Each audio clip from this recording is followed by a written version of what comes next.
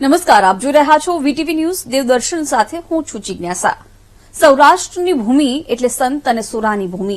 સૌરાષ્ટ્રમાં અનેક ઐતિહાસિક મંદિરો આવેલા છે। હિન્દુ સંસ્કૃતિની ધરોહર ગણાતા મંદિરોમાં એક મંદિર છે રાજકોટ જિલ્લાના ધોરાજી તાલુકાના સુપેડી ગામમાં આવેલું મુરલી મનોહરનું મંદિર।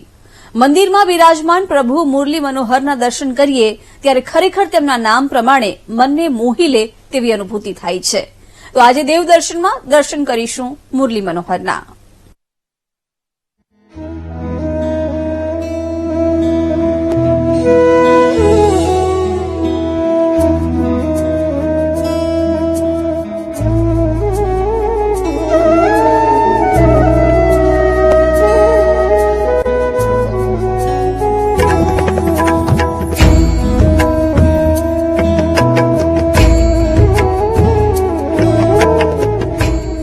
રાજકોટથી 100 કિલોમીટર દૂર અને ધોરાજી તાલુકાના સુપેડી ગામમાં આવેલું મુરલી મનોહરનું મંદિર અલૌકિક અને અતિ સુંદર છે।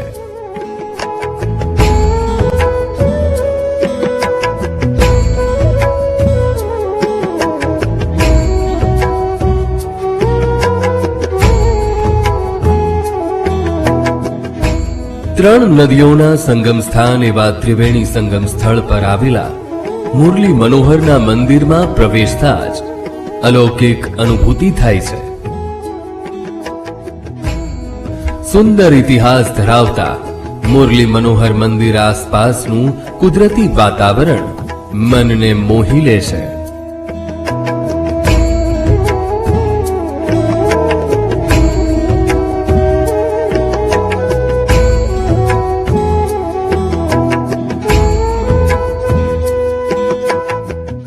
તમે જે મંદિરના દર્શનનો લાભ લઈ રહ્યા છો તે રાજકોટ જિલ્લાના ધોરાજી તાલુકાના સુપેડી ગામ એટલે કે ત્રિવેણીના કાંઠા ઉપર આવેલું હરિને હર એટલે કે શ્રી મુરલી મનોહર મંદિર મહંત શ્રી રવિદાસ વિશેષ આ મંદિર મહિમાપૂર્ણ અને હરિને હર બિરાજમાન છે। તો મંદિરના દર્શનનો લાભ લેવો એ જીવનની ધન્યતા છે।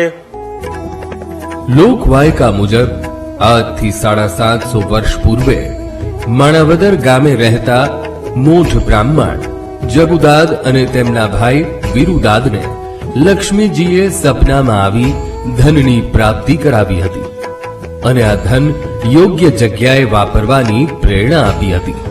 બંને ભાઈઓએ સુપેડી ગામ પાસે ઉતાવળી, જાંજમેરી અને ધારુણી એમ 3 નદીઓના સંગમ સ્થાન પાસે મંદિર બનાવવાનો નિર્ણય લીધો।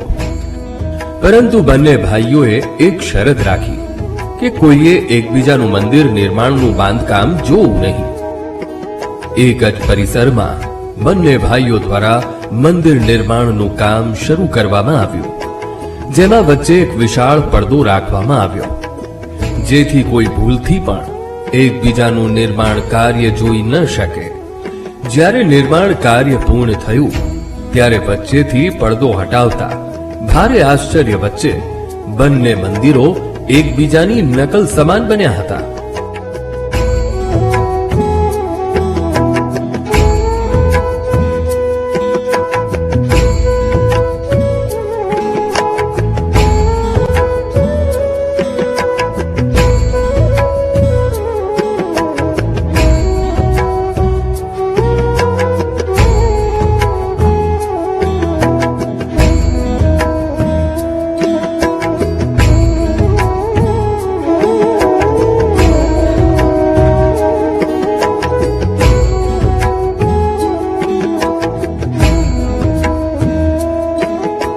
મંદિરમાં દરવાજા જ ફક્ત ઉગમણું અને આથમણું બન્યાનો જ ફરક હતો। ડાકોર અને દ્વારકાના મંદિરના દ્વાર પશ્ચિમ દિશામાં ખુલતા હોવાથી જે મંદિરના દ્વાર પશ્ચિમ દિશા બાજુ ખુલતા હતા તે મંદિરમાં મુરલી મનોહરને અને જેના દ્વાર પૂર્વ તરફ ખુલતા હતા તેમાં રેવાનાથ મહાદેવની પ્રાણ પ્રતિષ્ઠા કરવામાં આવી હતી।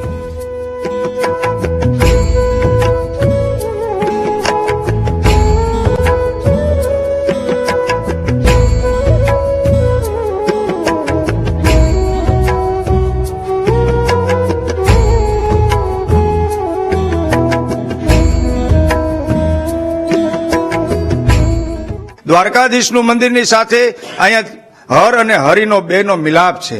અહીં રોજ એટલે કે દરરોજ દ્વારકાની જેમ અહીંયા રોજ એક ધજાજીનો મનોરથ થાય છે, જે અલગ અલગ ગામથી અલગ અલગ જ્ઞાતિ, કોઈ 200 મનોરથી, કોઈ 300 મનોરથી, કોઈ 500 મનોરથી લઈ અને નિત્ય મનોરથ અહીંયા ચાલતા હોય છે.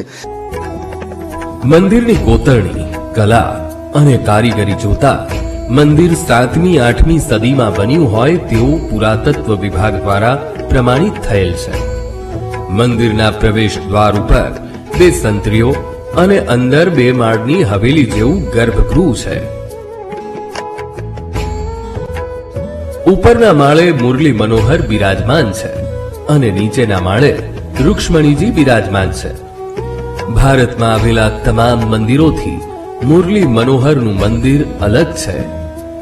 મંદિરની બહારની કોતરણીમાં દરેક જગ્યાએ 7મી 8મી સદીમાં બનતા સ્થાપત્યોની છાંટ જોવા મળે છે અને દરેક દિવાલ ઉપર તે સમયના વિવિધ પ્રસંગો અને સંસ્કૃતિનું વર્ણન કરવામાં આવ્યું છે.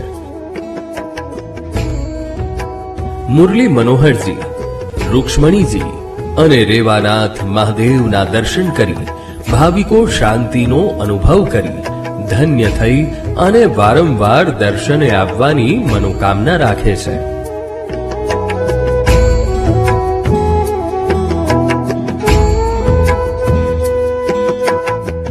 અહીં બહુ સરસ કાર્યક્રમ થાય છે અને બહુ મજા આવી હતી અમે.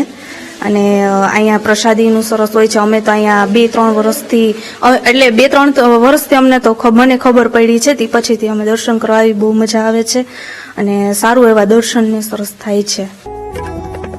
મુરલી મનોહરના મંદિરે આવતા ભાવિ ભક્તો અલગ અલગ મનોકામના રાખે છે. ઘણા ભાવિકો પોતાની આસ્થા અને શ્રદ્ધાથી કરેલી માનતા પૂર્ણ કરવા માટે દૂર દૂરથી ચાલીને ભગવાન શ્રી કૃષ્ણના મંદિરે આવી પોતાની માનતા પૂર્ણ કરે છે. ભગવાન ઉપર અતૂટ શ્રદ્ધા રાખતા ભાવિ ભક્તો ભગવાન શ્રી કૃષ્ણને ધજા ચડાવી ભોજન પ્રસાદીનું ભવ્ય આયોજન કરી પોતાની માનતા પૂર્ણ કરે છે.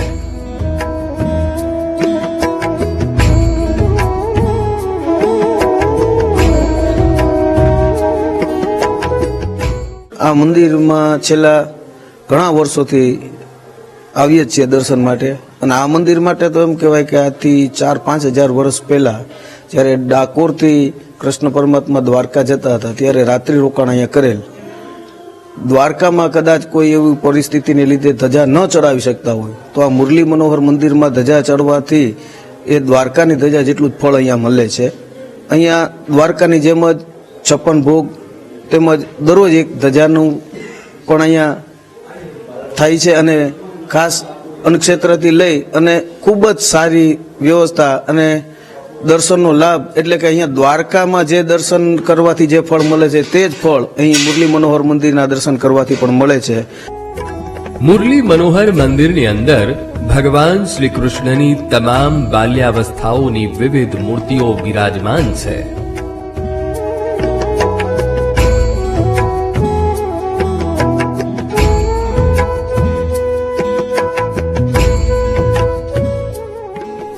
ભગવાન શ્રી કૃષ્ણના ગર્ભગૃહની અંદર ભાવિ ભક્તો દર્શન કરી ભગવાન શ્રી કૃષ્ણને કાલા વાલા કરી મંદિરમાં સત્સંગ પણ કરે છે.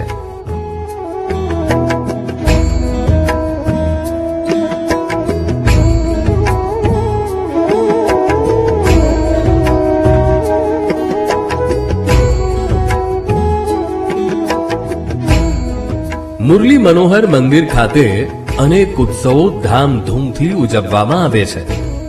મંદિરના પૂજારી અને તેમનો પરિવાર ઘણી પેઢીઓથી ભગવાન શ્રી કૃષ્ણની સેવા પૂજા કરે છે અને સેવાનો ખૂબ સુંદર રીતે નિભાવ કરી મંદિરે આવતા ભક્તોને જ્ઞાન અને સંસ્કારનું સિંચન કરે છે.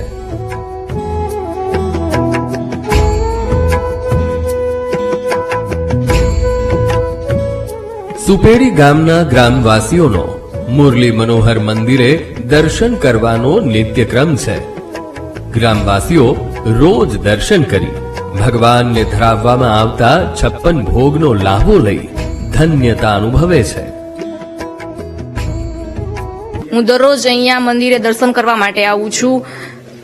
આ દ્વારકાધીશ ભગવાનનું મંદિર છે. અહીંયા દરરોજ સવારે ધજા ચડાવવામાં આવે છે. અહીં દર્શન અને 56 ભોગ અન્નક્ષેત્ર ચાલુ છે. સુપેડીના મુરલી મનોહર મંદિર ખાતે 10 દેવ બિરાજમાન છે અને તમામ દેવસ્થાનો પર રોજ ભાવિ ભક્તો અને શ્રદ્ધાળુઓ દ્વારા ધજાઓ ચડાવવામાં આવે છે.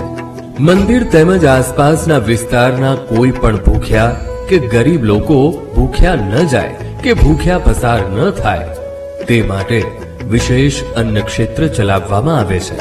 હરિ અને હર, હરિ એટલે કૃષ્ણ અને હર એટલે મહાદેવ, બંને ભગવાન એક સાથે બિરાજે છે તેવું સમગ્ર ભારત વર્ષમાં એક જ મંદિર છે અને તે મંદિર એટલે મુરલી મનોહર મંદિર.